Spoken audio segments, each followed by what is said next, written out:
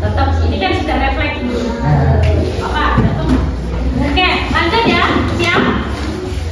Perintah Kodim. Pegang tangan kiri. Perintah Kodim pegang mata. Perintah Kodim pegang hidung. Perintah Kodim pegang telinga. Telinga kiri. Ayo, ada yang pegang telinga kiri. Silakan juga yang pegang telinga. Perintah Kodim pegang rambut. Perintah Kodim pegang telinga. Pegang hidung. Oke, berarti yang masih begini berapa ini? 1, 2, 3, 4, 5, 6, 7, 8, 9, 10. Tepuk tangan. Tapi fokus berarti. Oke, sama dulu lagi. Kita lanjut. Hari ini kita akan belajar tentang bab berpikir komputasional. Tepatnya subbab algoritma. Sudah pernah dengar belum tentang berpikir komputasional? Belum? Oh, masih asing ya? Dari SD belum pernah dengar tentang berpikir komputasional. Oke.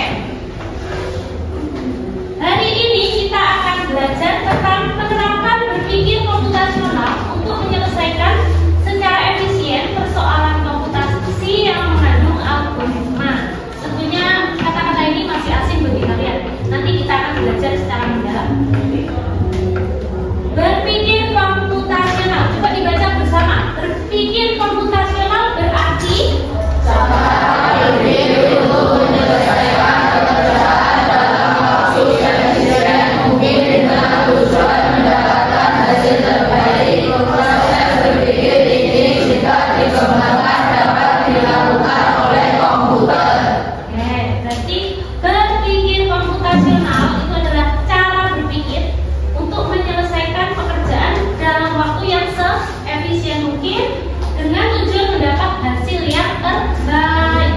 jadi cara berpikir kita untuk mencari sebuah solusi dari permasalahan.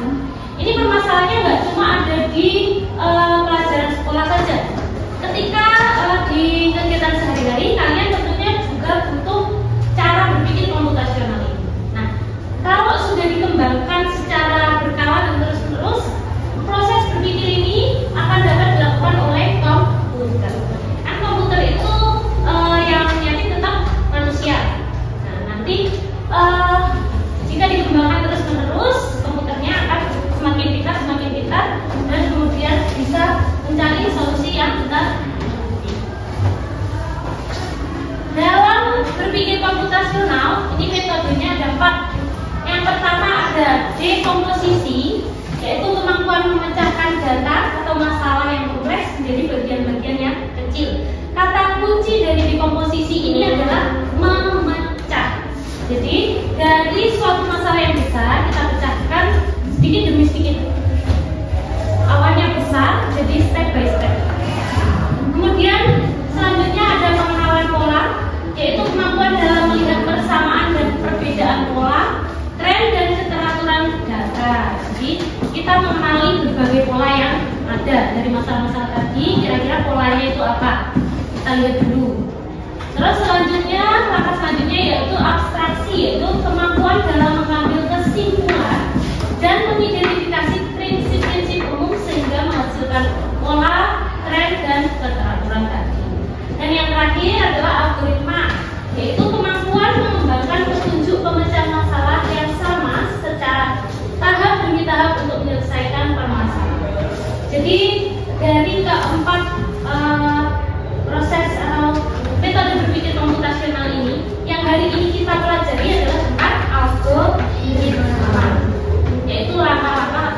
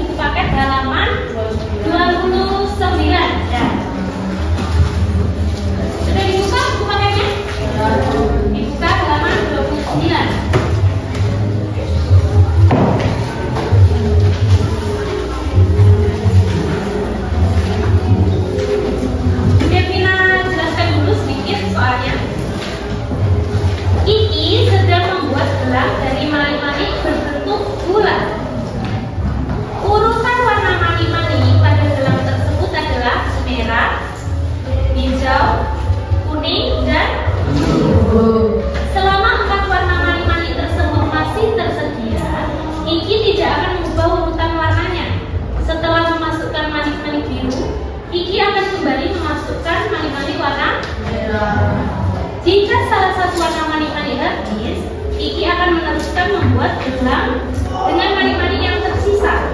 Mani-mani bersebelah tidak boleh berwarna sama. Ingat aturan ini, mani-mani yang bersebelah tidak boleh berwarna sama. Jadi misalkan kita cuma punya 3 mani-mani, misalkan warna merahnya 1 sama kuningnya 2. Yang bisa Bunda Vina gunakan kira-kira berapa mani-mani? 2. Warna apa? Urutannya merah, terus kuning. Sebelahnya kuningnya boleh dipakai lagi nggak? Karena aturannya ya mani-mani yang bersebelah tidak boleh berwarna. Oke. Di sini soalnya Kiki memiliki 5 buah mani-mani merah, 3 hijau, 7 kuning, 2 biru. Berdasarkan ketersediaan mani-mani dan aturan urutan warnanya, berapa banyak mani-mani yang dapat dirangkai oleh Kiki? Silakan dikerjakan di buku tulis masing-masing. Boleh berdiskusi dengan teman-teman kamu. Silakan dikerjakan.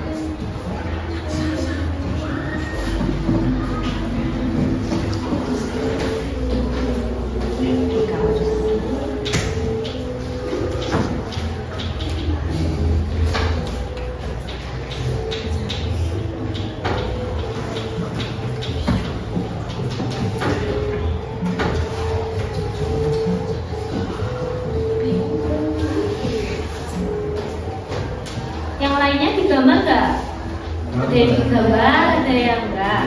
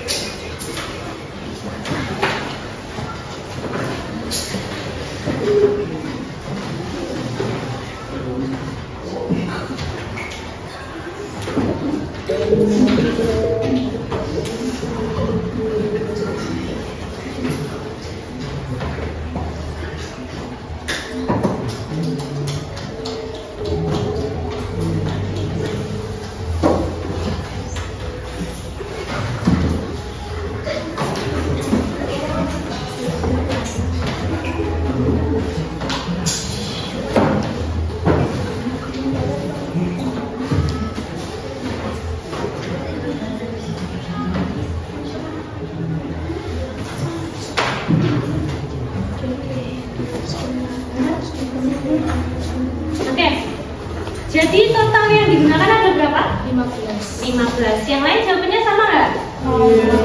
Nah, sisanya warna apa? Yang sisa warna kuning. Ada berapa? 2. Cara yang kalian gunakan sama kayak gini nggak? Ada yang sama, ada yang beda?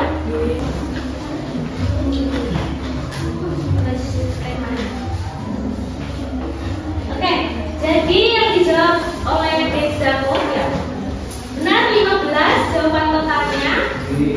Caranya yang digunakan adalah menurunkan satu persatu sesuai dengan aturannya tadi. Berawal dari ini dulu, total yang dipunyai oleh Kiki tadi berapa? 75. Yang pertama, urutan sesuai di buku pertama. Merahnya punya berapa? 5. Terus apa? Hijaunya berapa? 3. Terus kuningnya 7. Terus birunya 2. Total semua yang dipunyai Kiki ada berapa? 11. Nah, kemudian baru kita lihat yang dipakai itu ada berapa. Kita buat terus dulu biar enak. 1, 2, 3, 4, 5. 1, 2, 3. 1, 2, 3, 4, 5, 6, 7. 1. Oke. Yang pertama ada manik-manik merah. Kita coret dulu merahnya. Terus Hijau. Terus kuning. Terus biru. Kemudian merah lagi. Hijau. Kuning.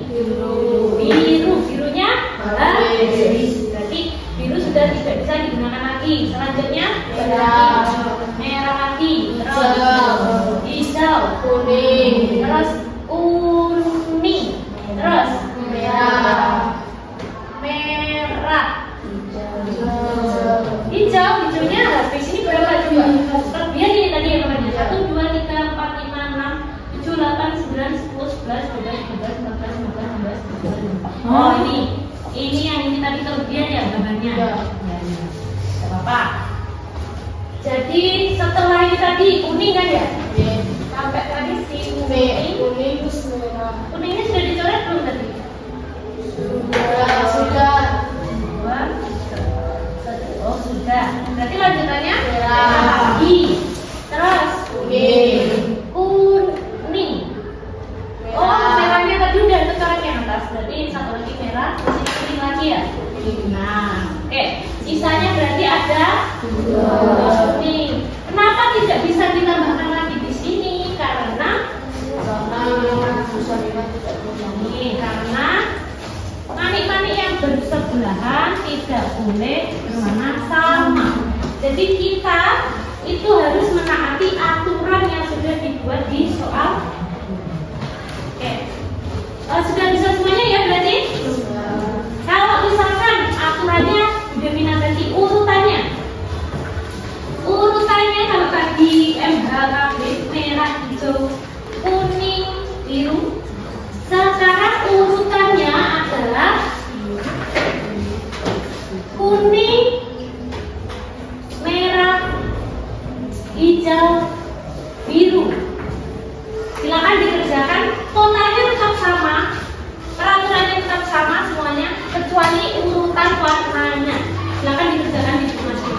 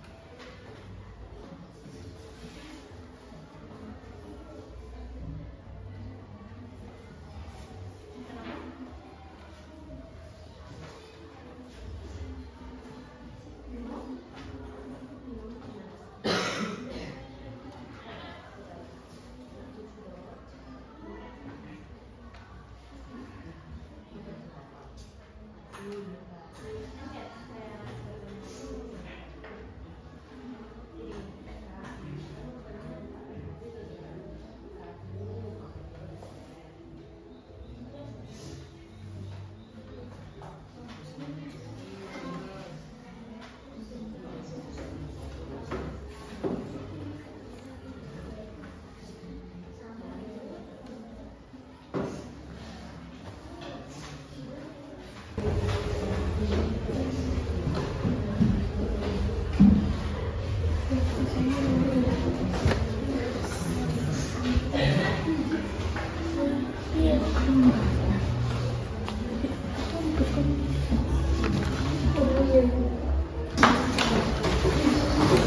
sudah selesai ya masalahnya? Sudah. Berapa total yang digunakan?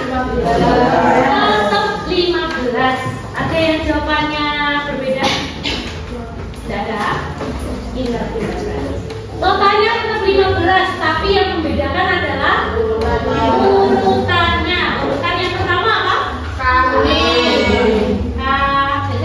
Ini tadi 7, 5, 3, 2. Ini ya.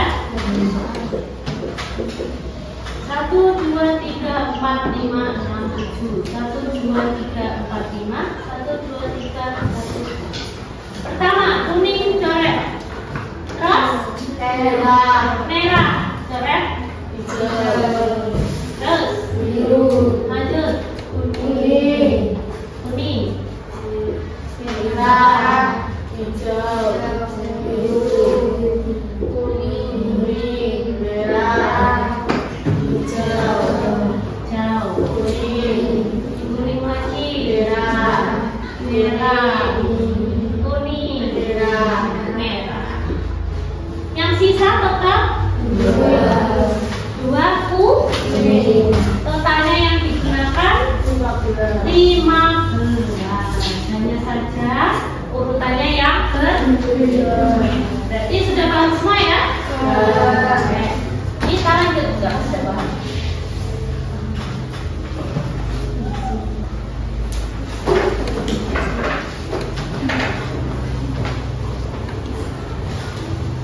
Ini, sebelum masuk sini, silakan buku tulisnya dicari yang lembaran kosong. Sudah, halaman selanjutnya. Sudah? Kalau sudah, bukunya diputar horizontal. Jadi gimana? Ditidurkan. Sudah? Sudah, taruh aja. Sudah? Jadi setelah ini tugas kalian adalah menggambar sesuai dengan apa yang Bu Devina suruh. Waktunya adalah setiap satu perintah waktunya kurang dari 1 menit. Tidak oleh kurang sebelah. Oke? 1 menit itu maksimal. Ini didengarkan baik-baik. Ya ini tergantung dari perintah yang Bu Devina suruh. Boleh pakai pensil, boleh pakai pulpen, boleh.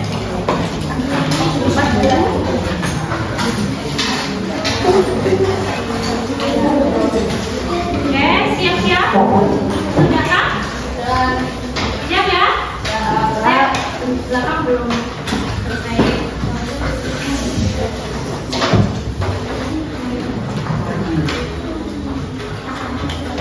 Sudah ya? Kita mulai.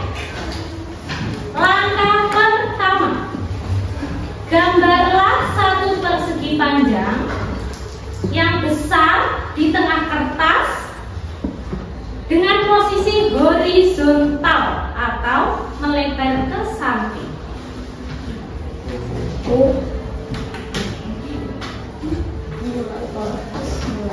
Nggak usah pakai penggaris, karena nanti nggak harus presisi gambarnya. Perintahnya hanya Bu Devina katakan 1 kali, jadi harus disimak baik-baik. Sudah ya? Nggak perlu pakai penggaris. Perintah kedua atau langkah kedua, di atas persegi panjang tersebut tambahkan sebuah segitiga sama kaki yang mana alasnya menempel pada sisi atas persegi panjang yang kalian gambar tadi.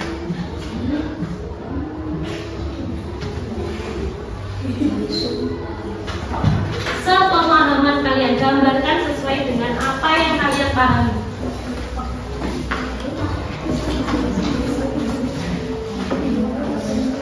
Gak apa-apa, bego, gak apa-apa, gak harus sempurna nih. Pokoknya sesuai dengan apa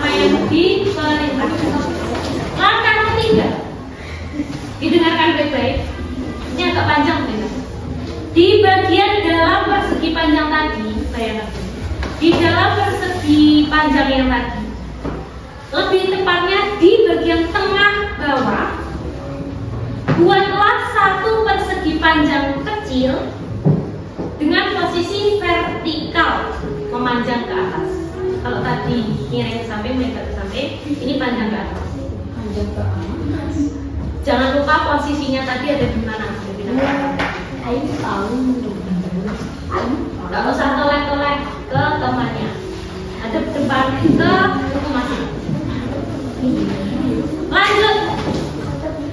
Langkah setelah keempat, di kiri dan kanan persegi panjang yang kecil tadi, gambarlah dua buah persegi kecil. Kalau tadi persegi panjang, yang ini suruh gambar persegi.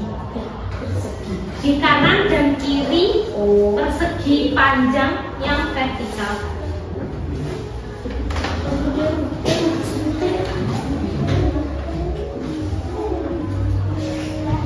Sudah. Lanjut yang terakhir. Di dalam gambar segitiga yang atas tadi, buatlah beberapa garis miring yang sejajar. Boleh miring ke kanan atau miring ke kiri, terserah. Kemudian setelahnya saya hitung mulai dari 5. Bukunya di stop. 5, 4, 3, 2, 1. Bukunya di stop. Diangkat tangannya. Sudah? Sudah diangkat?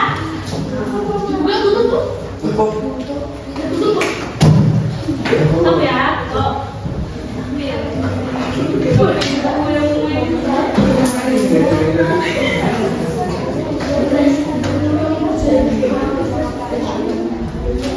Kira-kira gambar apa yang kalian dapatkan? Rumah. Ada yang gambarnya agak lain? Coba gambarnya diangkat.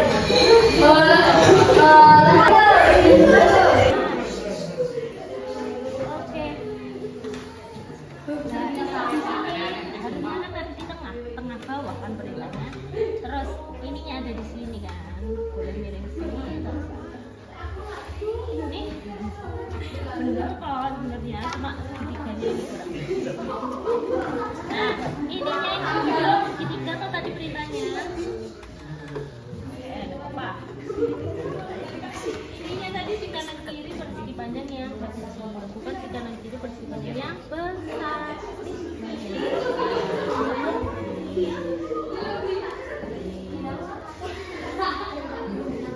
Ini di kanan kirinya.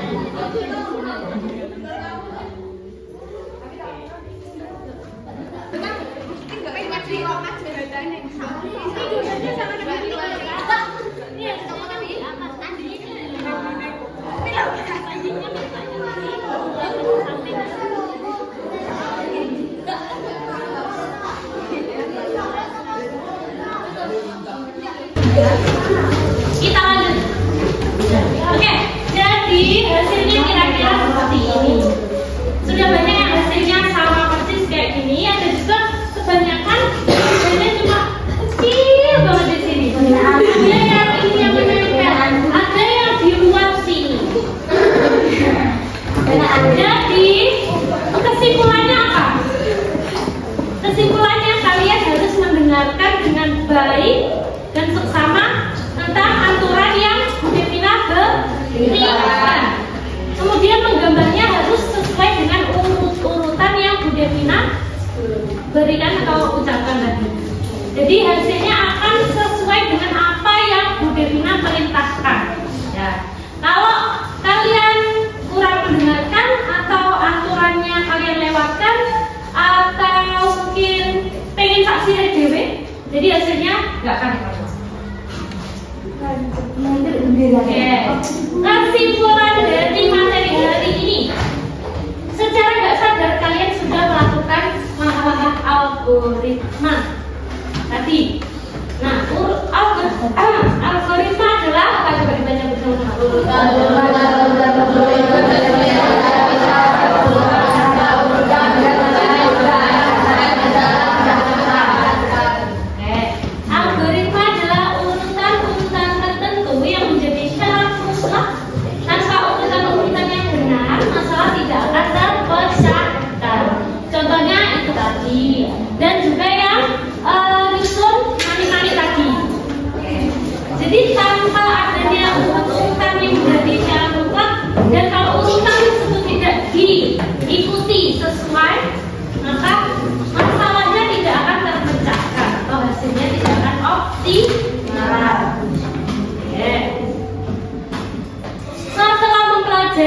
hari ini, kira-kira apa yang kalian rasakan? Senang kan? Atau nggak suka? Atau gimana? Seru nggak pelajaran hari ini? Seru. Jadi kalian bisa eksplorasi tentang algoritma di kehidupan sehari-hari. Bisa diterapkan nggak kira-kira? Kira-kira langkah-langkah apa saja yang perlu dilakukan di kehidupan sehari-hari yang harus dituruti? Kira-kira ketika kalian membuat apa nih? Contoh yang instan biasanya ada langkahnya nggak membuatnya? Membuat apa? Instan. Itu langkah-langkah yang pertama apa? Rebus air. Kemudian masukkan mie ke dalam air yang sudah mendidih. Kemudian membuka bumbu-bumbunya dimasukkan ke mangkok. Kemudian meniriskan mie-nya tadi dimasukkan ke mangkok beserta kalau kuah ya dimasukkan kuahnya, kalau enggak ya. Nah, itu tadi contoh urut-urutan tertentu yang harus dilakukan untuk mencapai sebuah solusi di kehidupan sehari-hari. Dan cuma itu contohnya banyak sekali. Mungkin kalian saja yang kurang sadar ketika kalian menerapkan algoritma. Oke, paham ya semuanya? Oke, paham. Jadi hari ini kita sudah belajar tentang algoritma. Kemudian minggu depan kita akan belajar tentang optimasi penjadwalan. Apa itu optimasi penjadwalan akan kita pelajari di minggu depan. Jadi hari ini sekian, sampai di sini saja pelajaran informatika. Saya tutup wabillahi